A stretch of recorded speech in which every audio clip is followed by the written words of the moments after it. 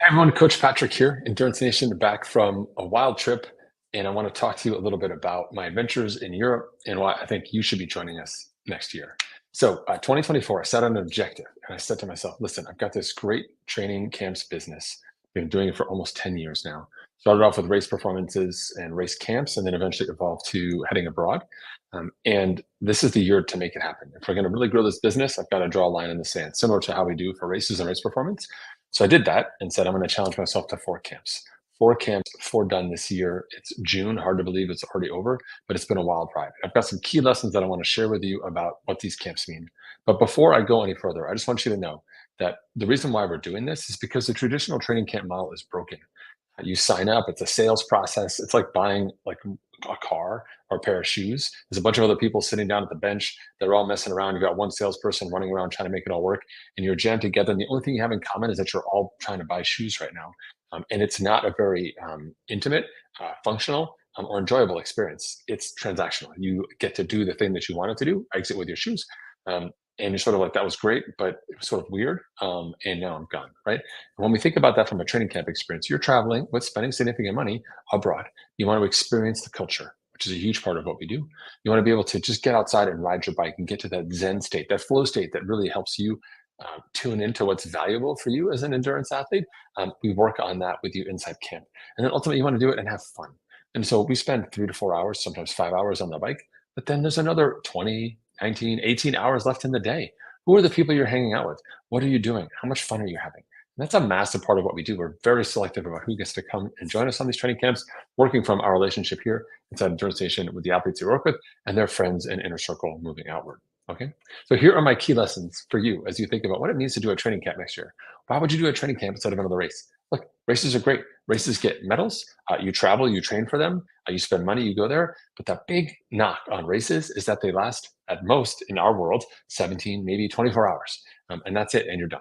All the time leading up to the race, you have to be super rigid. You're concerned about performance, equipment, logistics, family, nutrition, weather. And when you get there on the day, you finally get the thing done, it's almost half relief and then half excitement about what you've done, and it's gone.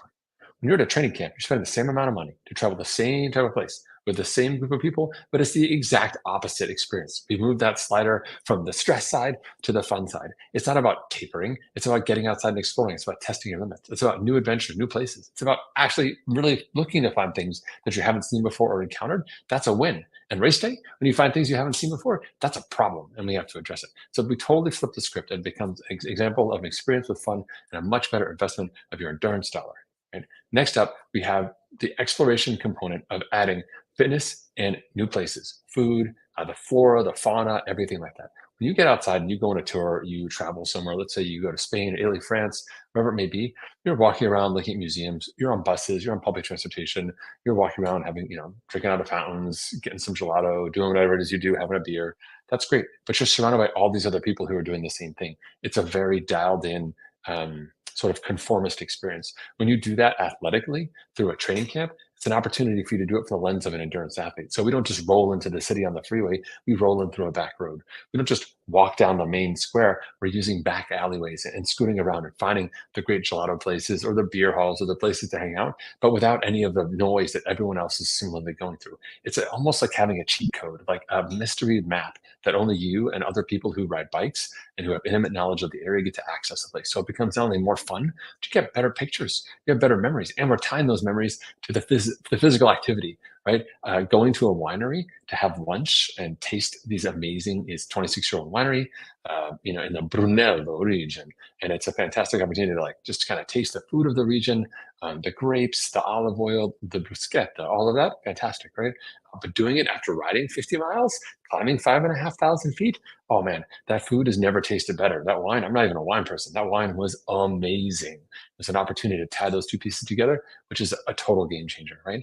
And then the best part about our training camps and about the training camp experience is that you leave with new friends, new memories, new connections, and this a sense of completely being recharged. You finish a race, you're exhausted. You just don't know what's going to happen next. Am I going to do another race? Do I want to make up race? Do I have to do something different? I'm really sort of critical of what happened, and like, can I do this better, etc. No one leaves at camp and says, really wish I'd, kind of finished that last meal stronger. Really wish that I had, sat by the pool and got that tan a little bit better.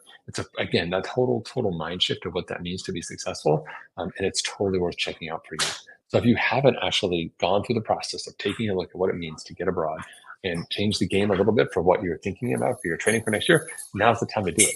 We're actually relaunching our camp next year. And in this video here and in this podcast, I'll put the link in the show notes. You can go through, enter your email address, and get entered on the list to sign up. We're going to do things a little bit differently. It's going to be a membership option for you.